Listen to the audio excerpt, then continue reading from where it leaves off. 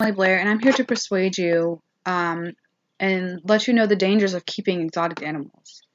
I know we've all have heard of Joe Exotic, the Tiger King series on Netflix. Yes, very awful show. So it just goes to show like what exactly happens to animals in cages, like on the camera, and we know it goes far beyond what goes on behind the cameras. He had all of his tigers and bears, I think he had a monkey as well, enclosed in cages and no free roam to live naturally. Exotic animals, lions, tigers, bears, monkeys, belong in their natural habitats and not in the hands of private individuals as pets. By their very nature, these animals are wild and potentially dangerous. As such, do not adjust well to captive environments.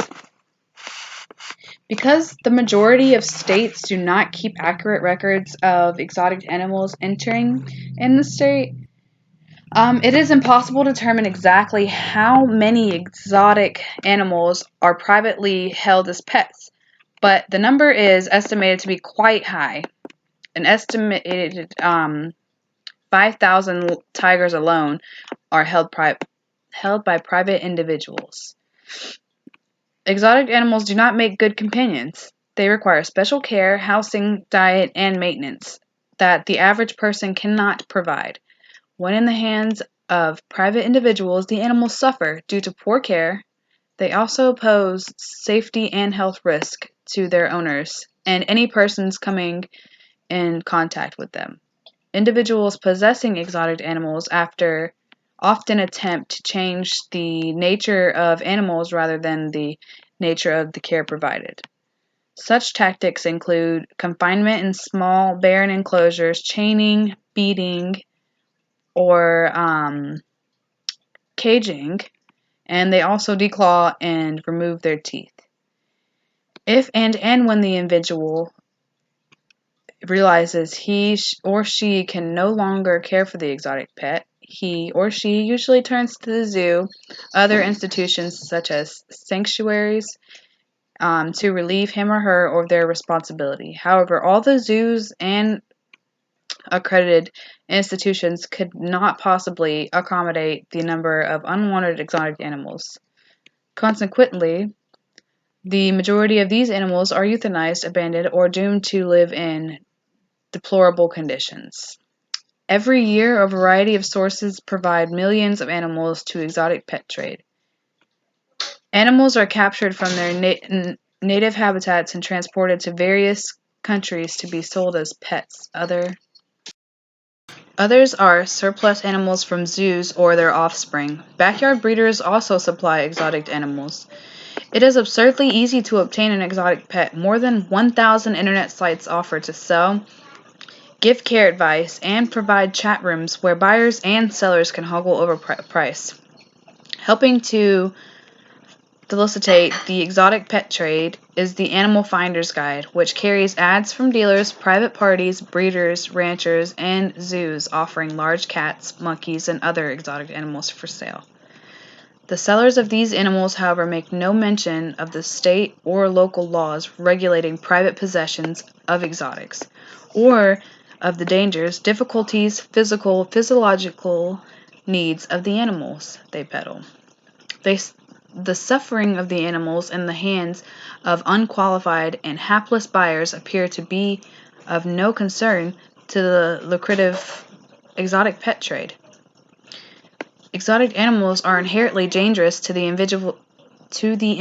individuals who possess them, to their neighbors, and to the community at large. Across the country, many incidents have been reported where exotic animals held in private hands attacked humans and other animals, and escaped from their enclosures and freely roamed the community. Children and adults have been mauled by tigers, bitten by monkeys, and snakes. By their nature, exotic animals are dangerous. Although most exotic animals are territorial and require group interactions, an exotic pet typically is isolated and spends the majority of his or her day in a small enclosure, unable to roam and express natural behaviors freely. These animals are time bombs waiting to explode. Monkeys are the most common non-human primates held by private individuals. At the age of 2, monkeys begin to inhabit unpredictable behaviors. Males tend to become aggressive, and both males and females bite to defend themselves and to establish dominance. Reported have been many monkeys bites that resulted in serious injuries to the individual who possessed the animals, to a neighbor, or to a stranger on the street. According to the CDC, 52 people have reported being bitten by a monkey between 1990 and 1997. CDC reported, however, that owners of pet monkeys are often reluctant to report bite injuries from their pets, even to their medical care providers, for fear that their animal will be confiscated and possibly euthanized. Non-domesticated felines such as lions, tigers, leopards, and cougars are commonly held as pets. These exotic animals are cute and cuddly when they are young, but have the potential to kill or seriously injure people and the animals as they grow. Even seemingly friendly and loving animal can attack unexpected individuals. Many large cats have escaped from their cages and terrorized communities. Several of these incidents have resulted in either serious injuries to the persons who came in contact with the animal or death of the animal, or both. There are many health risks for humans to own exotic animals. Exotic animals pose serious health risks to humans. Many exotic animals are carriers of zoonotic diseases such as herpes, monkeypox, and salmonella, all of which are communicable to humans. There are laws governing private possessions of exotic animals. The sale and possessions of exotic animals is regulated by a patchwork of federal, state, and local laws that generally vary from community by animal. Individuals possessing exotic animals must be in compliance with all federal laws, as well as any state, any city, and county laws. Three federal laws regulate exotic animals: the Endangered Species Act, the Public Health Service Act, and the Lacey Act. However, the laws primarily regulate the importation of exotic animals into the United States and not private possession. Under the Endangered Species Act, it is illegal to possess, sell, or buy any endangered species, regardless to whether it is over the internet or not. The ESA does not regulate private possession. It merely allows the U.S. Fish and Wildlife Service to prosecute individuals who illegally possess endangered species.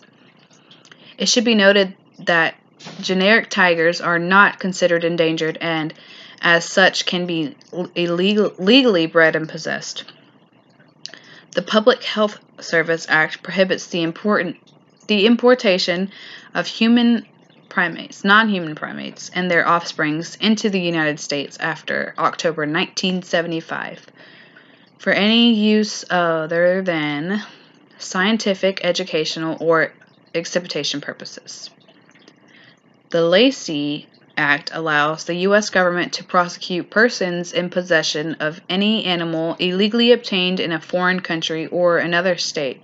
Again, this act does not regulate private possession. It merely allows the USFWS to prosecute individuals who have illegally obtained exotic animals.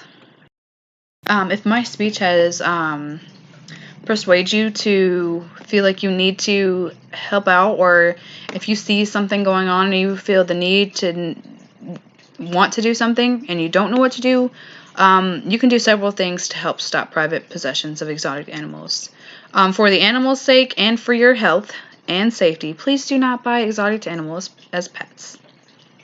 If you observe an exotic animal being abused, living in a deplorable condition, report it to the appropriate animal control agencies. I would definitely start out with the animal shelter, because they definitely will help relay the message and get you to the right people that you need to contact. You can educate others, write a letter to the editor, Support legislation at all levels to prohibit private possessions of exotic animals.